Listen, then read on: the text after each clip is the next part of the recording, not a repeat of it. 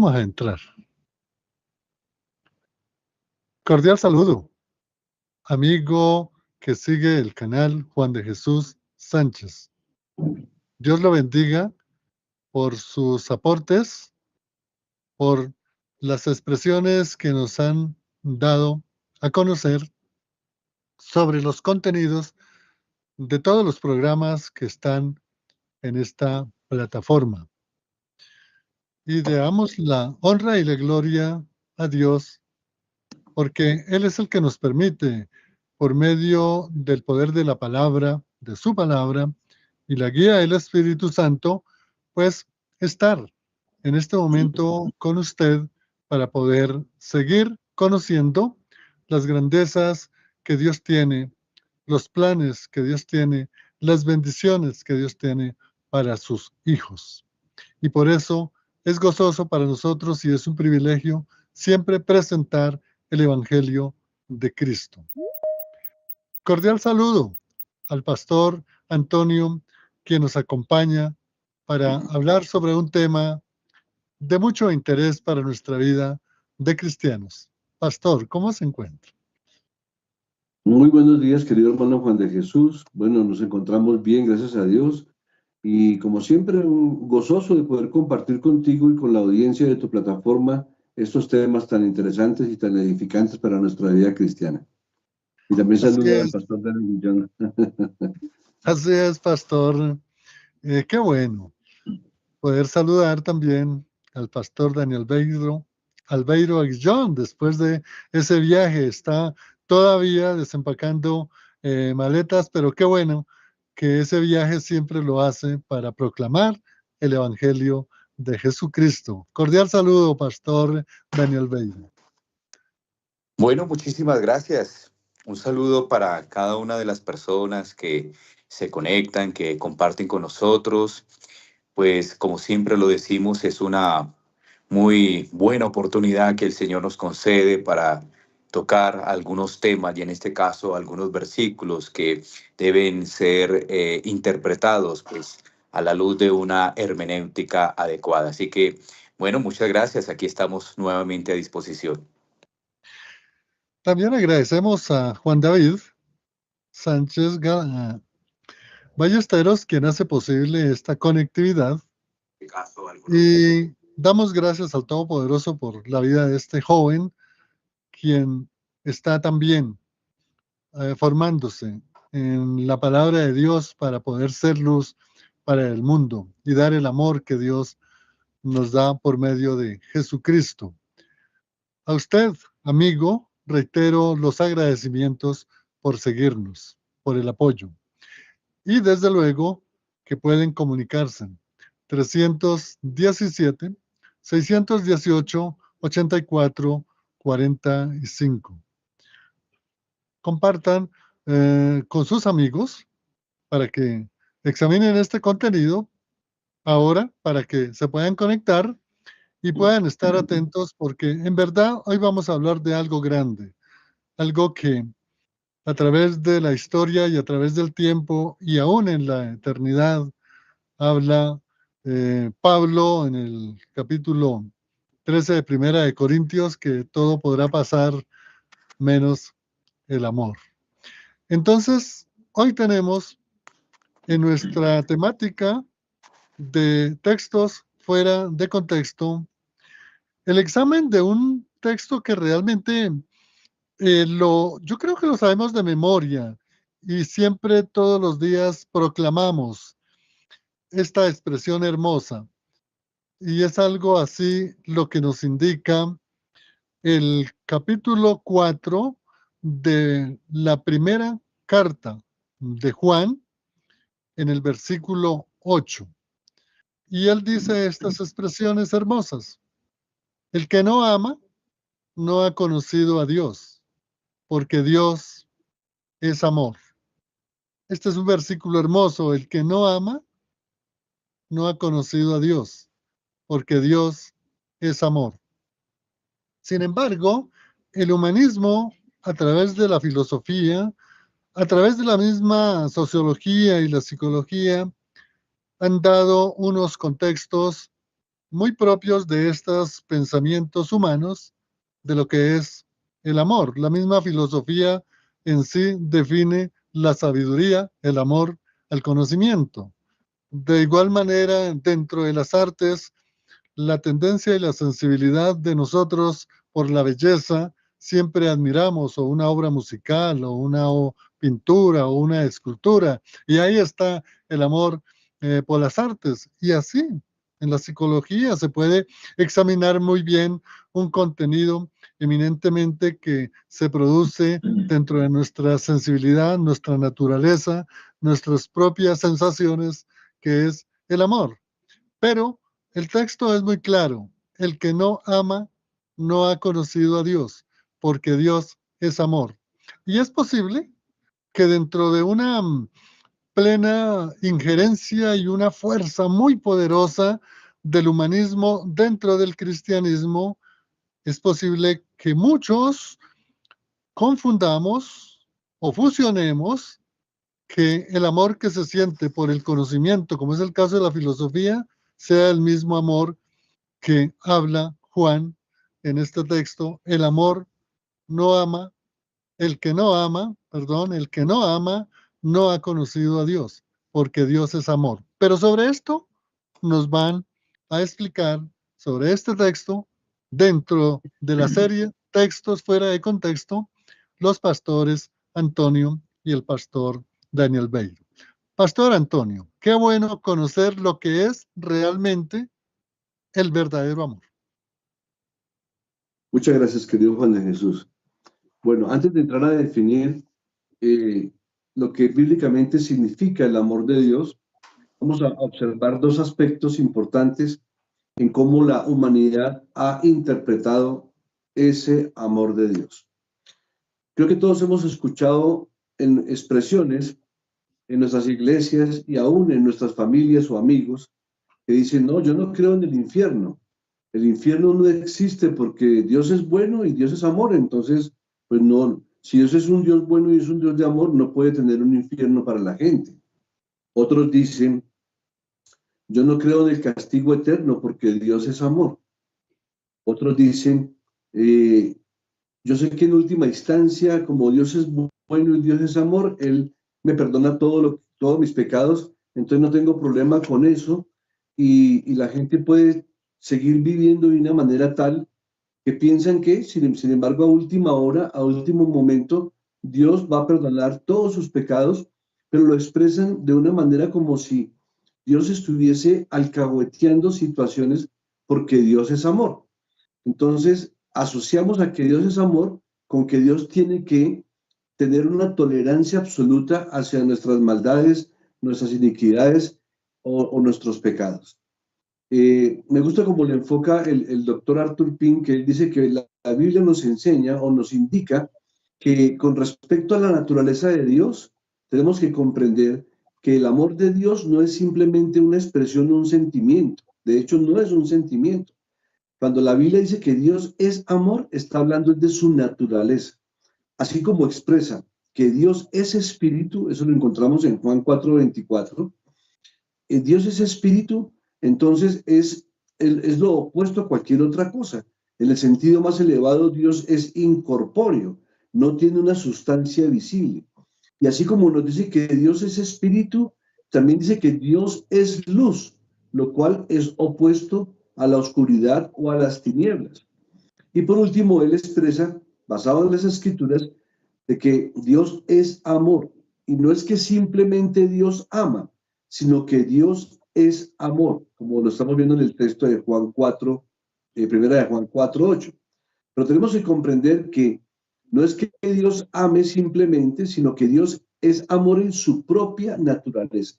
Entonces, cuando ya tenemos claro el fundamento de que el amor de Dios no es un sentimiento que Él esboce a algunas personas o en algunas circunstancias, sino que es su naturaleza divina, como lo es el hecho de que es invisible, de que es espíritu y de que es luz. Ahí tenemos que entrar ya a determinar ese fundamento de que el amor de Dios procede de su propia naturaleza. Es decir, Dios no necesita ningún estímulo externo para que su amor crezca o decrezca. En otras palabras, yo no puedo hacer absolutamente nada para que Dios me ame más de lo que Él me ama, ni puedo hacer nada para que me ame menos de lo que Él me ama, porque mis acciones humanas no influyen en la cantidad o la calidad o la intensidad del amor de Dios por mí como criatura. Entonces, ya dejado ese pequeño fundamento bíblico, ya entramos a describir más claramente qué es el amor de Dios. Ahora, por supuesto, vemos que Dios es amor, y el que niegue eso pues estaría negando las Escrituras, pero Dios es amor en un sentido de naturaleza esencial, de su esencia propia. No solamente es uno de sus atributos, sino que es su naturaleza. Pero recordemos cuando hablábamos de los atributos de Dios en programas anteriores, que no es que los atributos de Dios operen de manera alternada, es decir, que el Señor de las 24 horas del día, entonces va a usar el amor una hora y la justicia otra hora, no. Todos sus atributos, toda su naturaleza es uniforme, ninguna puede contradecir a ninguna, porque Dios ama, pero Dios también es justo. Y Dios quiere amar, pero Dios no puede dejar de aplicar justicia. Y Dios quiere aplicar justicia porque es su naturaleza, pero quisiera que nosotros fuéramos receptores de su amor. Pero para ello tendríamos que satisfacer su justicia. Eso lo encontramos claramente en Éxodo 34, versículo 7. En ese encuentro precioso que el Señor le permite tener a Moisés con él, Moisés le hace una petición y el versículo 6 dice, y pasando a Jehová por delante de él, proclamó, Jehová, Jehová, fuerte, misericordioso y piadoso, tardo para la ira y grande en misericordia y verdad, que guarda misericordia a millares, que perdona la iniquidad, la rebelión y el pecado. Hasta ahí todo suena obviamente muy bonito y muy agradable a los oídos de cualquier ser humano. Dice, aquí estamos viendo el amor de Dios expresado en que es misericordioso, en que es piadoso, en que es tardo para la ira, que es grande en misericordia y en verdad, que guarda misericordia a millares, que perdona la iniquidad, la rebelión y el pecado, pero olvidamos el resto del versículo que dice, y que de ningún modo tendrá por inocente al malvado. Este versículo nos deja ver claramente que los atributos de Dios con respecto a su amor, a su misericordia, a su paciencia, pero también a su justicia, porque dice que de ningún modo dará por inocente al culpable. Esto a manera, digamos, de abrebocas y de colocar un fundamento bíblico respecto a que el amor de Dios es la esencia de Dios, es su naturaleza, y que por naturaleza Dios es amor, pero que también Dios es justo y que no dará por inocente al culpable. Bien, Pastor Antonio. Entonces, mire, es algo muy importante para retener. El amor, dentro del contexto de las Sagradas Escrituras, no es un sentimiento. Los sentimientos tienen origen en las emociones, en las sensibilidades del ser humano. El amor es un fundamento bíblico, es decir, está registrado, está expresado, se debe enseñar como un fundamento bíblico. Y lo más importante, el amor no es un concepto, el amor es una persona. Y como esa persona es Dios, es Cristo, y Dios y Cristo es una divinidad, entonces el amor es divino porque viene de Dios. Pastor Albeiro, qué bueno poder seguir en esta excelente enseñanza para hablar lo que realmente es el amor de Dios. Bueno, muchas gracias para poder aportar lo que ya mencionó el pastor Antonio.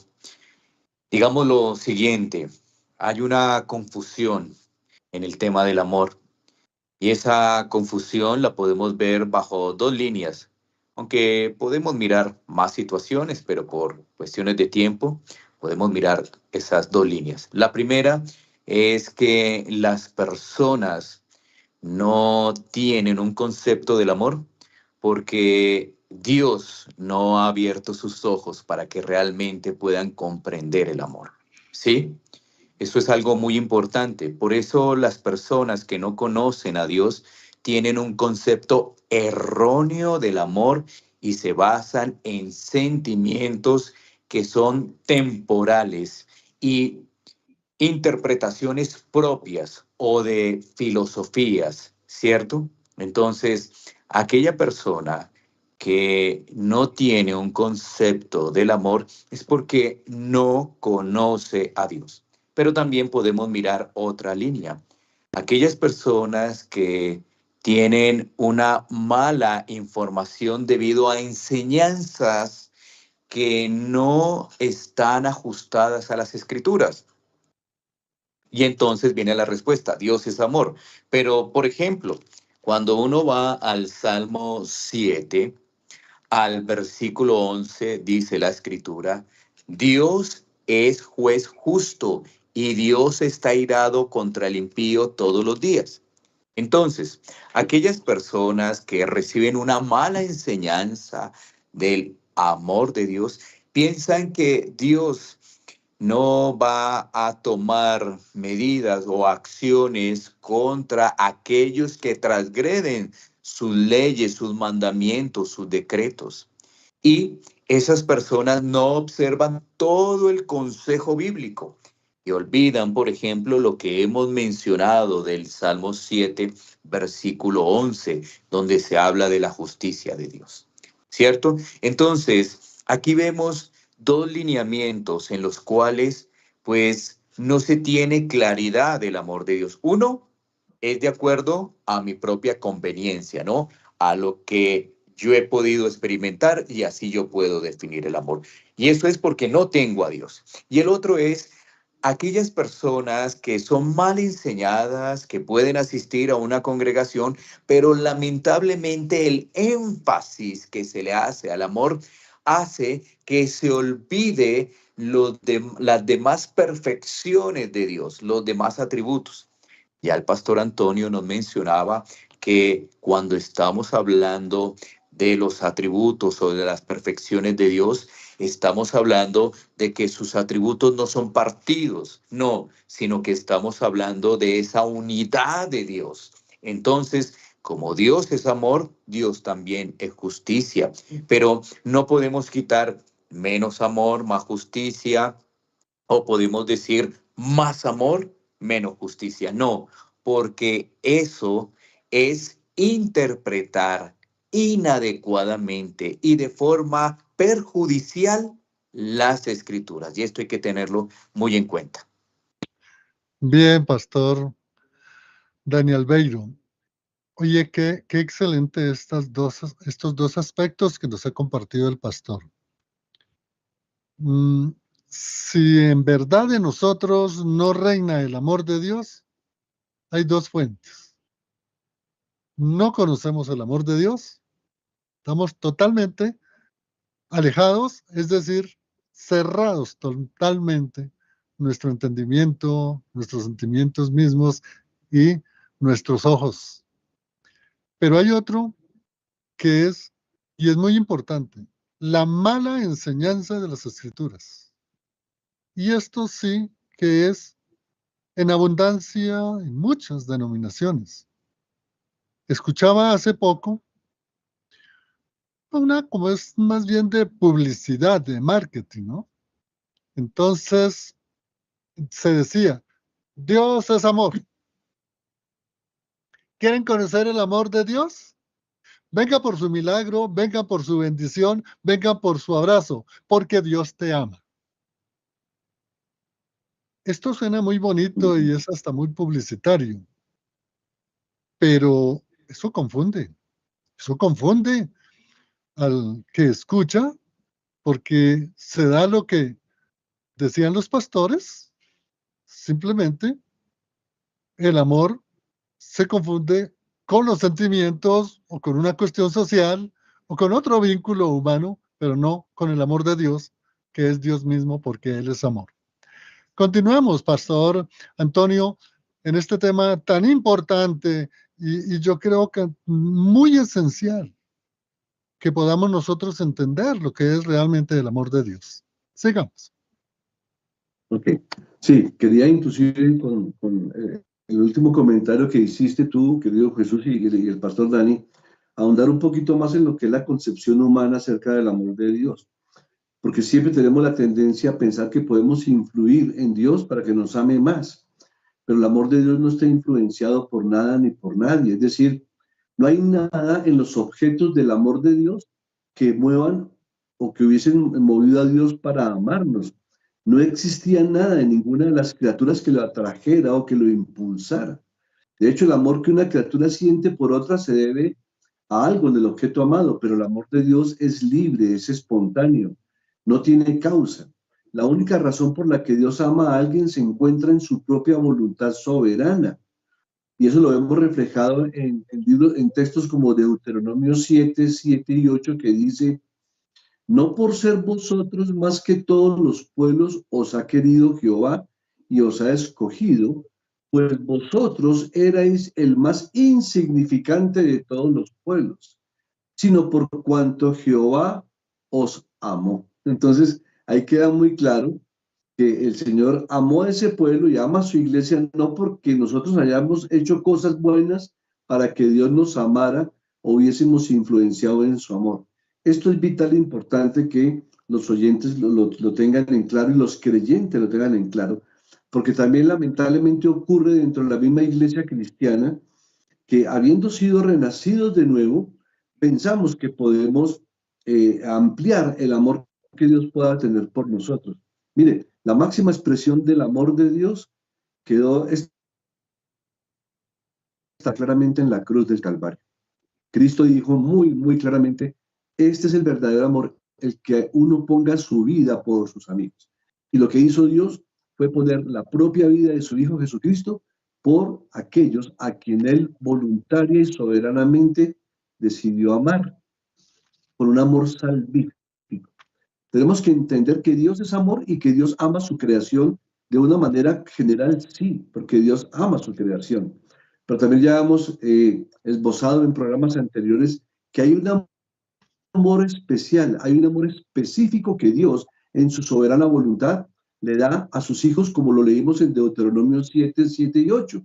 Podemos ser las personas más insignificantes del mundo, podemos ser las personas que menos requisitos podríamos tener o ningún requisito, y sin embargo Dios en su infinita misericordia nos amó.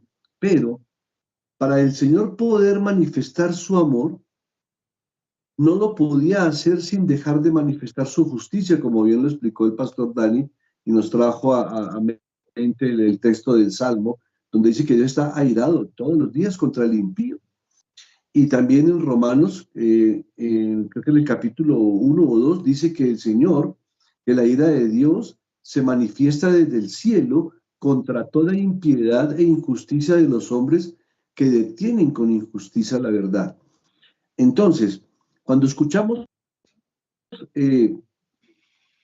predicadores, o escuchamos pastores, o escuchamos sacerdotes, o escuchamos religiosos decir que Dios ama, y como lo escuchamos últimamente, y que todas las religiones pueden llevar a Dios siempre y cuando uno haga buenas obras, pues estamos diciendo algo que las Escrituras no dicen. Dice que la ira de Dios se revela desde el cielo contra toda impiedad e injusticia de los hombres que detienen con injusticia la verdad.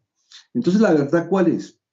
Que Dios es amor, por supuesto la Biblia lo enseña, pero la verdad también es que Dios es justicia y que no dará por inocente al culpable.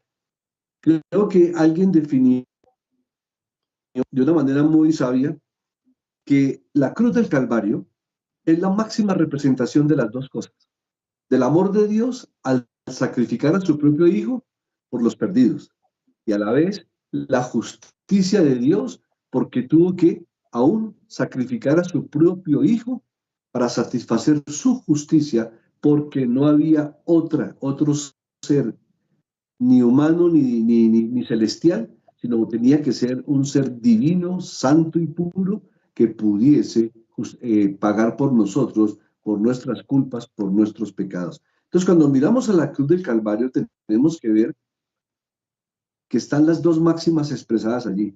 Es la mayor expresión del amor de Dios, pero también a su vez es la mayor expresión de la justicia de Dios, porque el pecado tenía que ser castigado y Dios lo tuvo que castigar en su propio Hijo. Entonces, por eso no podemos desprender el amor de Dios de la justicia de Dios. Ahora bien, cuando ya un creyente es justificado, como dice la palabra de Dios en Romanos, el justo por la fe vivirá, es porque ha comprendido que el amor de Dios expresado hacia él es porque Cristo pagó por sus pecados y la respuesta natural de un ser regenerado espiritualmente es amar a Dios porque Él nos amó primero y porque Él nos justificó y porque Cristo dio su vida por causa de nosotros. Bien, qué bueno, pastor. Mientras escuchaba al pastor dándonos a entender lo que dice las Sagradas Escrituras de lo que es el amor de Dios, estaba recordando lo que indica Pablo en el capítulo 13 de Primera de Corintios, en el versículo 4, en donde da las características de lo que es el amor, que indica que el amor es paciente, es bondadoso, el amor no tiene envidia, el amor no es jactancioso, no es arrogante, no se, no se porta indecorosamente, no busca lo suyo, no se irrita, no toma cuentas del mal. Y hay otra serie de características. Y eso es lo que a veces nos pasa a nosotros cuando sacamos a relucir o a compartir el amor que hay en nosotros, que es todo lo contrario de lo que indica Pablo en la carta a los Corintios, la primera, en el capítulo 13, versículo 4. Adelante, pastor Dani.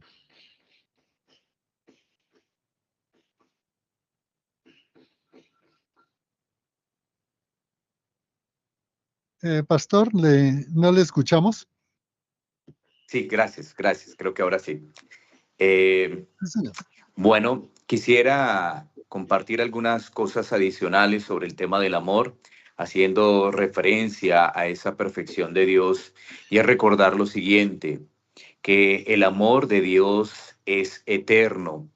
Sí, esto nos recuerda que el grado de amor que Dios tiene es un grado de amor que siempre permanece, siempre. Cuando nosotros vamos a Jeremías 31:3, y vamos a mirarlo un momentico, Jeremías 31:3 dice lo siguiente, la palabra de Dios. Jehová se manifestó a mí hace ya mucho tiempo, diciendo, con amor eterno te he amado, por tanto te prolongué mi misericordia. Cuando nosotros también hablamos de ese amor de Dios, estamos haciendo referencia que es un amor soberano, ¿cierto? No solamente es eterno, sino que también es soberano.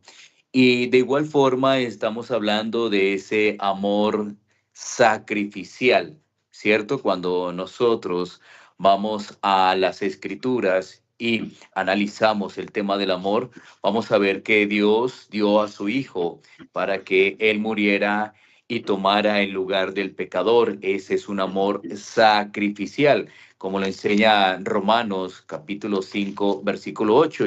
Y miremos rápidamente también lo que nos dice ese pasaje. Todo esto nos va a ayudar a entender un poco el texto que se ha puesto a consideración para poder interpretar de forma adecuada. Entonces, la Escritura nos dice lo siguiente en Romanos 5:8. Mas Dios muestra su amor para con nosotros en que, siendo aún pecadores, Cristo murió por nosotros.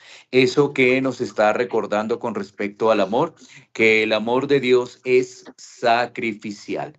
El amor de Dios es sacrificial. Así que tengamos estos elementos. Hemos hablado de eternidad, hemos hablado de soberanía, hemos hablado de sacrificial y por supuesto hay muchas cosas más que hablar porque recordemos que cuando estamos hablando de las perfecciones de Dios, estamos hablando de los atributos de Dios y esos atributos no son separados, no, sino por el contrario, nos están hablando de la naturaleza de Dios. Sin embargo, he querido traer a mención estos atributos también o estas perfecciones, porque ellos nos van a dar una mayor amplitud de lo que se trata del amor de Dios y de lo que nos está diciendo el texto, porque tú hacías referencia, nuestro hermano Juan, al pasaje de Corintios, ¿no? Donde se habla del amor. Y precisamente ese amor es el resultado del que está hablando Corintios, es el resultado de que una persona ha entendido el amor de Dios porque Dios le ha amado primero y porque Dios se ha manifestado a través de la persona de nuestro Señor Jesucristo. Así puede reflejar lo que mencionó nuestro hermano Juan de Primera a los Corintios 13. Gracias, pastor. Pedimos disculpas a nuestros amigos que nos están escuchando, porque resultó aquí el maestro, como es con el cincel, labrando la piedra, y por eso hay algunos sonidos bastante fuertes. Pedimos excusas, pero bueno, lo importante es la enseñanza que nos están dando los pastores.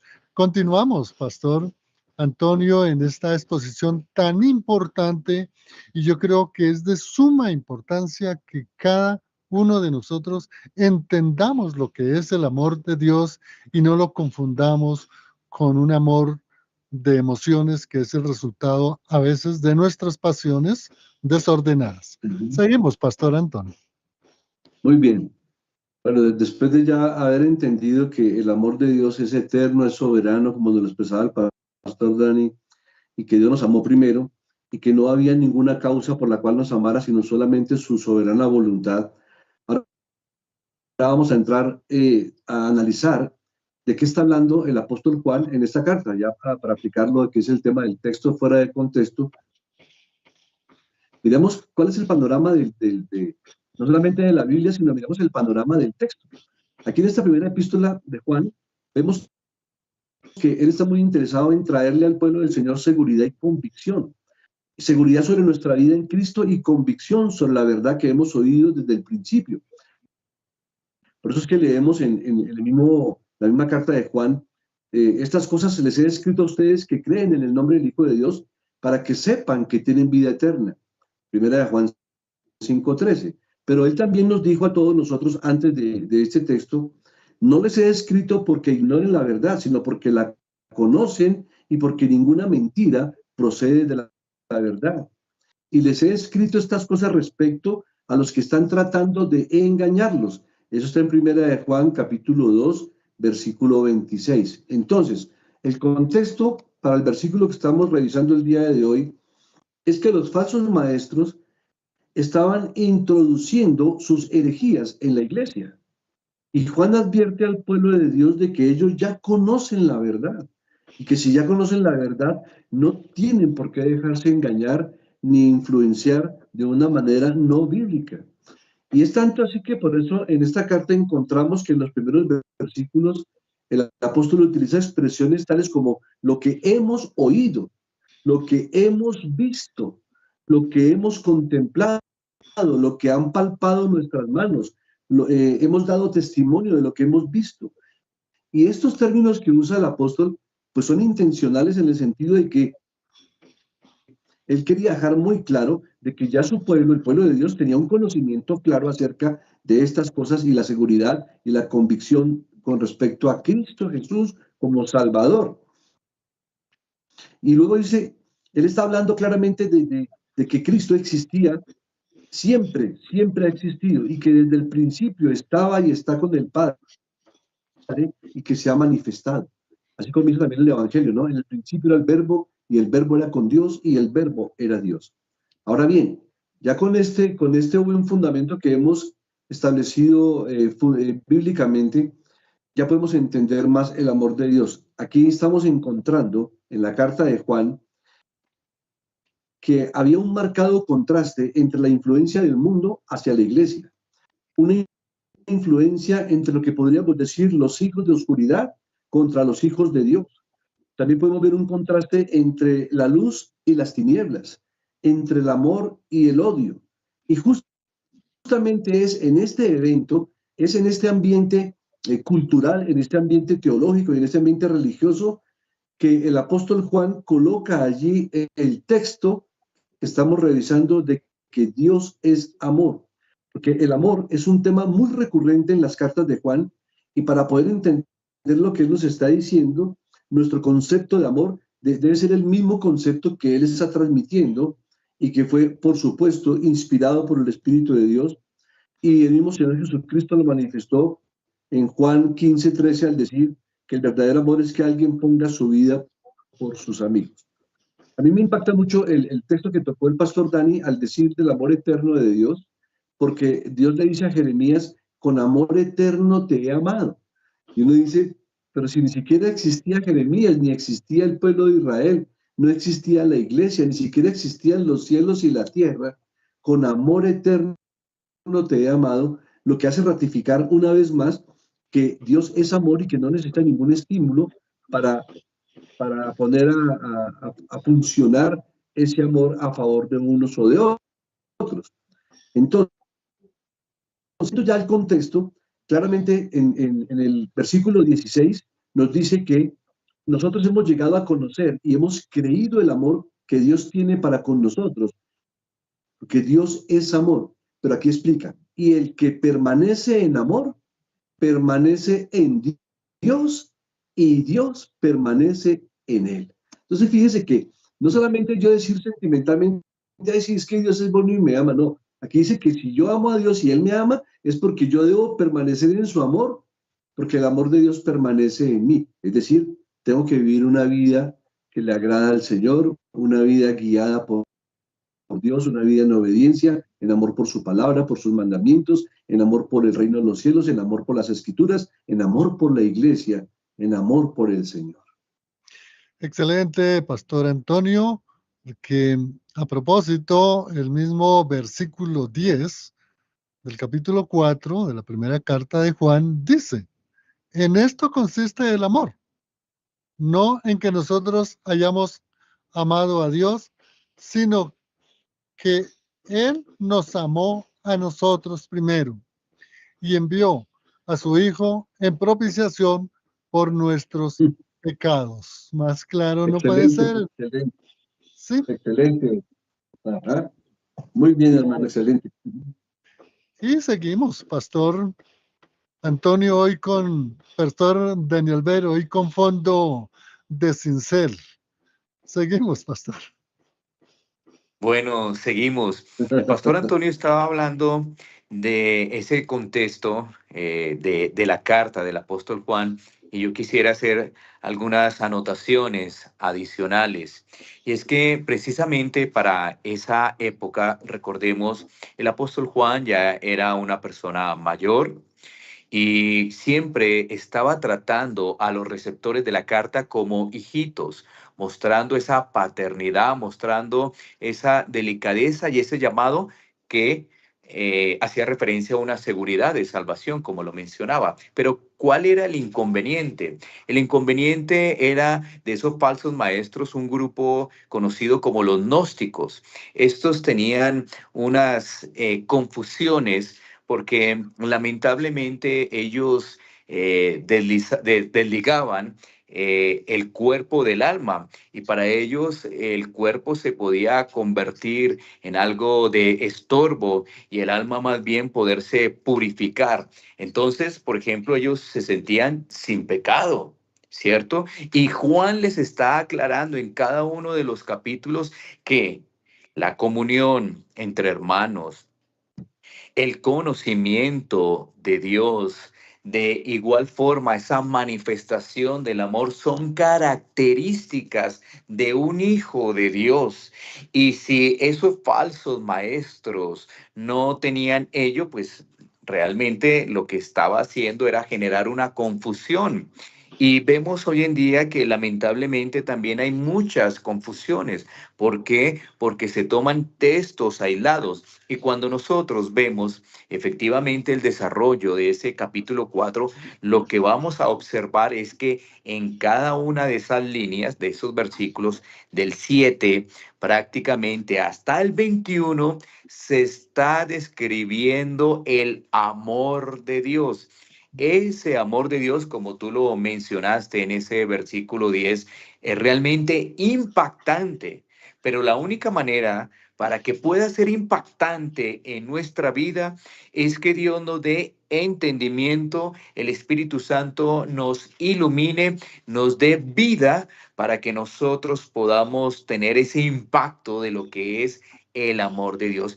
Y eso era lo que el apóstol Juan estaba haciendo allí referencia, ¿no?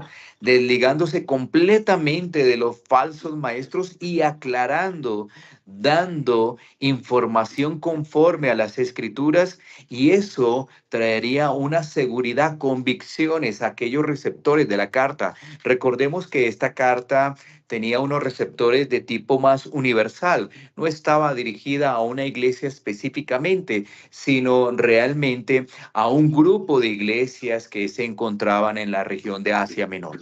Entonces, eso también vale la pena reforzarlo y tener presente, ¿no? Habían falsos maestros que querían enseñar otras cosas y que estaban enseñando otras cosas. Por eso Juan en esta carta dice que algunos estaban con nosotros, pero no eran de nosotros, ¿no? Haciendo alusión precisamente a esa falsedad. Sí, señor. Qué interesante, amigo. Vea cuánto estamos aprendiendo en esta exposición bíblica sobre el amor de Dios. Pastor Antonio, continuemos. Está muy interesante esta enseñanza, pastor. Okay.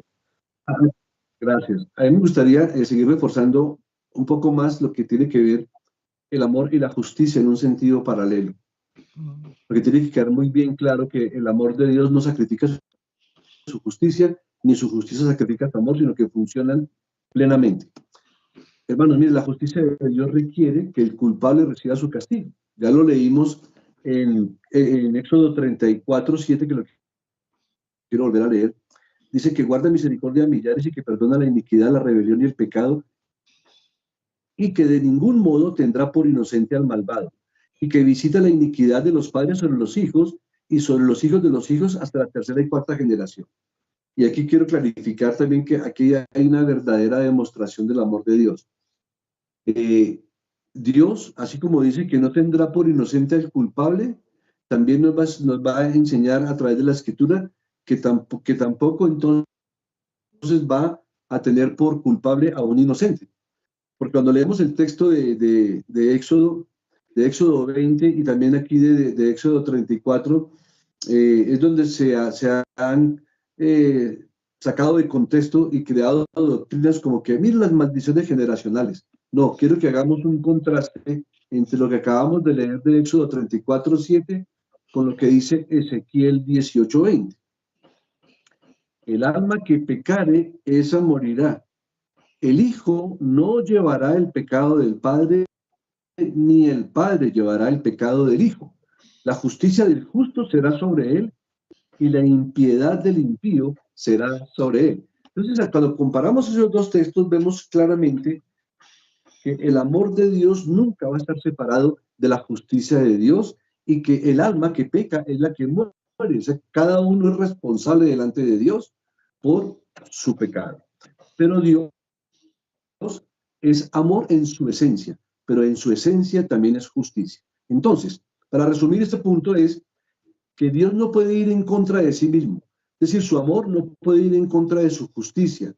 Dios ama al hombre, pero el hombre se rebeló contra él, se volvió su enemigo y cambió la gloria de Dios por la adoración de ídolos. Y en su amor Dios quiere otorgar ese perdón, pero en su justicia Él quiere castigar al culpable. Y es aquí donde el Evangelio brilla con mayor fuerza y con mayor esplendor, porque si Dios en su amor quiere salvar al hombre, pero en su justicia debe castigar al hombre, ¿qué hacer? ¿Cómo Dios podría resolver ese asunto? Entonces, como Dios es justo, Él no te puede perdonar solo porque te ama o porque es amor, por lo que no requiere dejarte en tu pecado, porque Él no quiere que te mantengas en tu pecado. Él debe hacer que ese pecado sea borrado de nuestra cuenta. ¿Y cómo hacer que ese pecado sea borrado de nuestra cuenta? Pues yo no podía perdonarme a mí por el hecho de que yo fuese una buena persona o aún un hombre religioso o aún porque tuviese ciertas conductas cívicas. Recordemos lo que le pasó a Nicodemo. Nicodemo era un hombre intachable ante los ojos de otras personas, pero Dios le dice que necesitaba nacer de nuevo. Y es ahí donde Dios expresa su amor para con los redimidos, al otorgarles ese nuevo nacimiento. Entonces, ¿qué pasó? Que en Romanos 3:20 el Señor claramente dice que no hay justo ni uno solo, no hay ni siquiera uno, no hay uno que haga lo bueno, no hay justo ni uno. Entonces Dios tiene que remover el pecado de nuestra cuenta y la única forma de haber removido ese pecado fue a través de la obra y de la obra de Cristo, de su ministerio y de su muerte en la cruz y por supuesto de su resurrección, porque Cristo fue quien vivió una vida sin pecado. Él fue a la cruz como un pecador sin haber cometido ningún pecado. El pecado, la ira y el justo juicio de Dios fueron todos pasados a la cuenta de Cristo y su perfecta vida sin pecado y justa fue aplicada a nuestra cuenta. Por eso les decía hace un momento que la mayor expresión tanto del amor como de la justicia de Dios es la cruz del Calvario. Ahí está expresado el castigo, porque el Padre tuvo que castigar al Hijo en la cruz por nosotros y a la vez el amor, porque Cristo dio su vida por nosotros. Excelente, pastor. Y qué buena expresión. El amor y la justicia solo están allí en la cruz de Cristo. Pastor Dani. Bueno, miremos una vez más aquí lo que nos está mencionando el texto para ir trabajando ya pues algunas conclusiones, ¿no? Y cuando nosotros retomamos el texto, por ejemplo, desde el versículo 7, se nos está haciendo allí una claridad. ¿Cuál es la claridad? Es que nos debemos amar unos a otros, porque Dios es amor. Entonces, la fuente del amor es Dios. Y como Dios ha salvado a esos receptores de la carta, los que están leyendo allí la carta, entonces ahora ellos ¿qué deben hacer? Manifestar ese amor allí en sus iglesias locales, porque ¿dónde vamos a manifestar ese amor? Y esto es algo que es muy interesante llevarlo a una reflexión. Nosotros podemos afirmar que hemos nacido de nuevo, que somos cristianos, que somos seguidores de Cristo. Pero ¿cómo vamos a validar lo que estamos diciendo? ¿Cómo? Bueno, pues precisamente allí el texto nos recuerda que nos amemos unos a otros. Y dice que el que no ama es que no ha conocido a Dios. Puede decirlo de boca, pero si sus acciones no manifiestan lo que está afirmando, pues realmente está equivocado. Y entonces, ¿cómo nosotros podemos identificar que el verdadero amor está en nuestra vida? Bueno, entendiendo que Dios envió a su Hijo para que nosotros pudiéramos vivir para Dios. Sí, por eso lo que tú mencionabas, ¿no? Ese versículo 10 tan claro, ¿no? En lo que se nos dice que en esto consiste el amor, porque no hay ninguna persona que pueda decir yo amo a Dios si realmente no entiende el amor de Dios. Pero vemos que hoy muchas personas dicen, no, yo sí amo a Dios, no, yo sí creo en Dios, pero realmente no lo manifiestan en su vida práctica. No tienen comunión con los hermanos, no están atentos de las situaciones de los hermanos, no acompañan la oración y las necesidades de los hermanos. ¿Y cómo uno puede identificar esto? Pues en una iglesia local. ¿Por qué? Porque analicemos lo siguiente. Muchas personas pueden escuchar este material y Dios las ha salvado. Pero esas personas conocen quizás mis dificultades, conocen también lo que yo estoy pidiendo en oración. Fíjate que no, no lo conocen. Bueno, conocen que aquí hay una persona que el hermano Juan de Jesús ha invitado a 2 hermanos pastores, pero realmente no nos conocen. ¿Quiénes nos conocen a nosotros? Nuestra iglesia local, que además pastoreamos, ¿cierto? Entonces es allí donde vemos claramente esa manifestación del amor. ¿Por qué? Porque es allí donde estamos compartiendo, donde en medio de circunstancias hay aflicciones y en medio de esas aflicciones pues nos animamos los unos a los otros y eso es manifestación de amor. ¿Por qué? Miremos que el versículo 20 del capítulo 4 es tan contundente y dice, si alguno dice yo amo a Dios y aborrece a su hermano, es mentiroso, pues el que no ama a su hermano, ¿a quien ha visto? ¿Cómo puede amar a Dios? A quien no ha visto.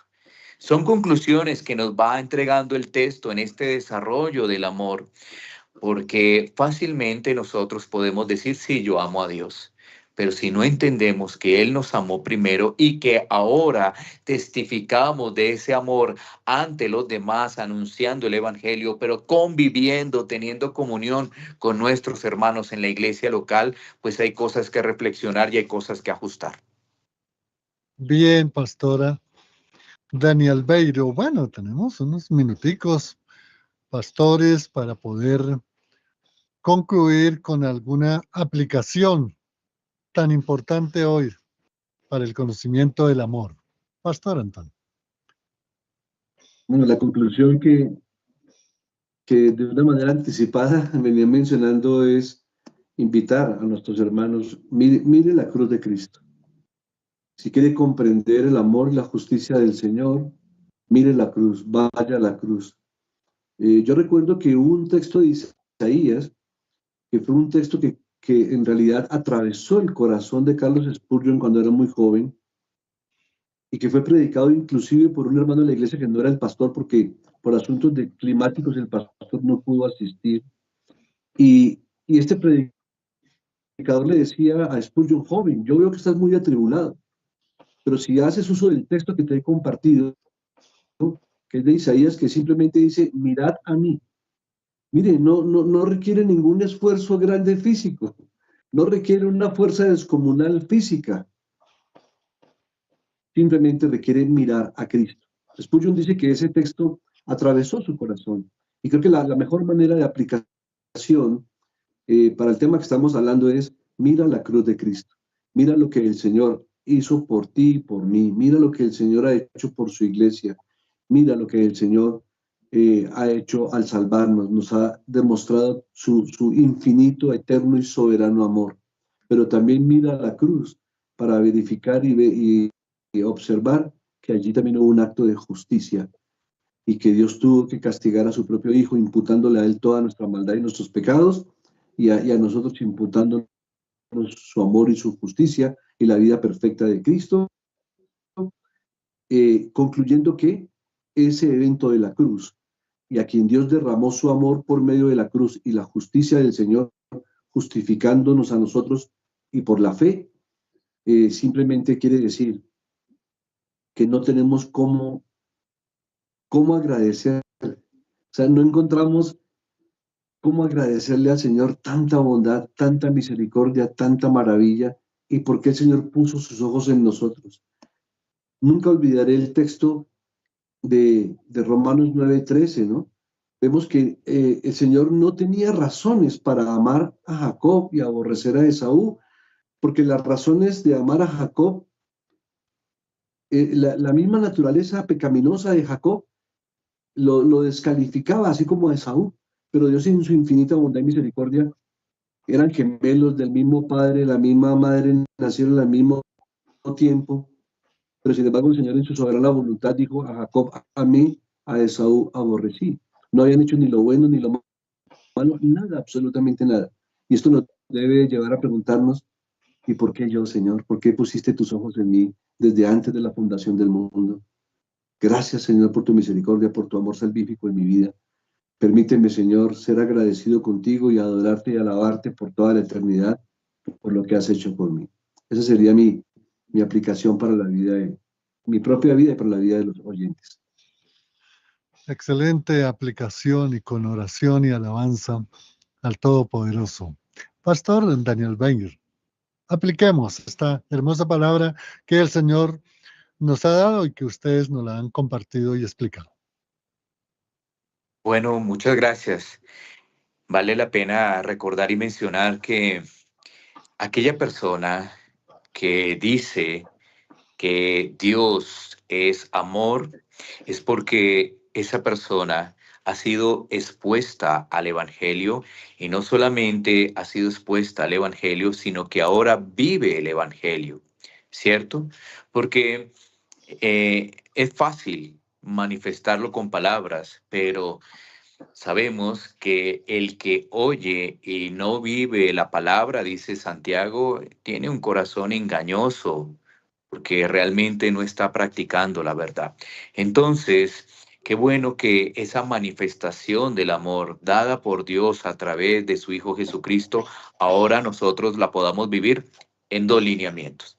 El primero, en que no debemos olvidar que somos mensajeros de la palabra, así que debemos anunciar estas verdades con claridad, diciendo que es realmente el amor de Dios. Sí, explicando todo lo que hemos hecho referencia. Nosotros somos mensajeros de la palabra de Dios.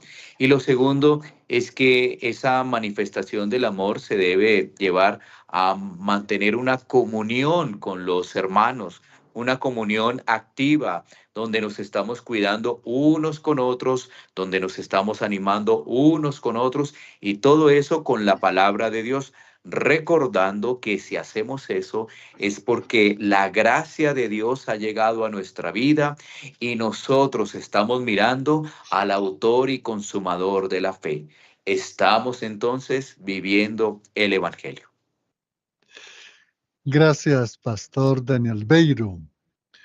Hemos concluido, pero qué excelente lo que nos ha dicho en esta aplicación para nuestra vida el Pastor Daniel Beiro. Somos mensajeros de la palabra, pero a la vez somos mensajeros del amor de Dios. Y ese ser mensajeros del amor de Dios nos conecta con lo que también indicó el pastor Daniel Beiro y el pastor Antonio, que precisamente está indicado por Pablo en la última parte del versículo 21 del capítulo 4 de la primera carta de Juan. El que ama a Dios, ame también a su hermano. Y como podríamos decir que Pablo sintetiza este capítulo y lo explicaron cada uno de los pastores en el versículo 18. Mire qué hermoso es este texto, porque uno habla con muchas personas y dicen, yo sigo a Cristo, pero andan afligidas, desorientadas, andan totalmente desubicadas de lo que es el amor de Dios.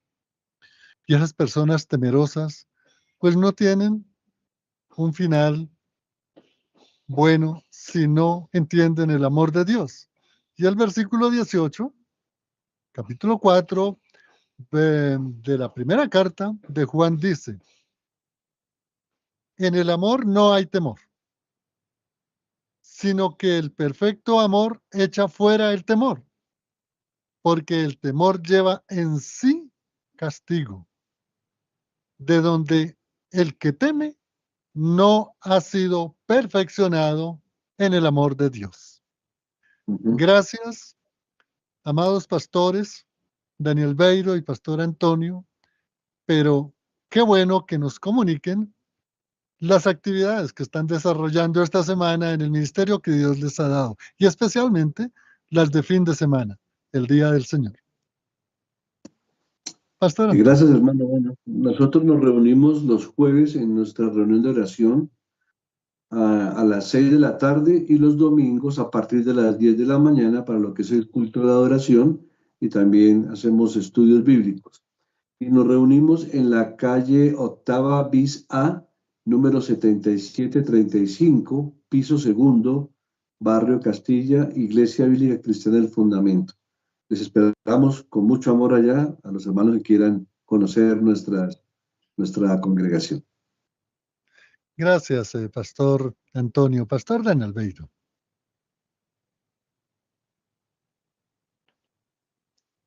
Pastor Daniel Beiro, qué bueno que nos indique las actividades de esta semana y del fin de semana en la iglesia que Dios le ha dado para administrar.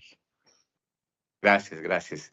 Sí, nosotros estamos también en el barrio Castilla, en este caso sobre la Boyacá, Avenida Boyacá número 7C43 es la dirección.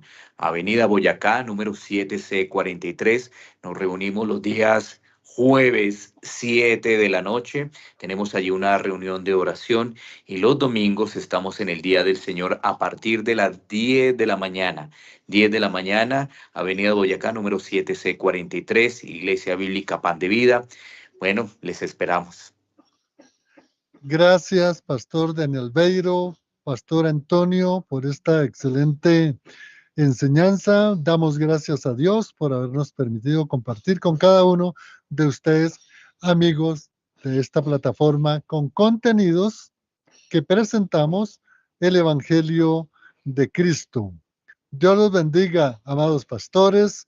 Agradecemos a Juan David, quien hizo posible la conectividad.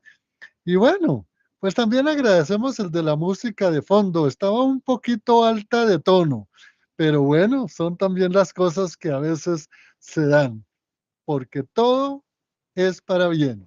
Pastor, un abrazo. Pastor Antonio, Pastor Daniel Beiro, hasta otra oportunidad. Bendiciones.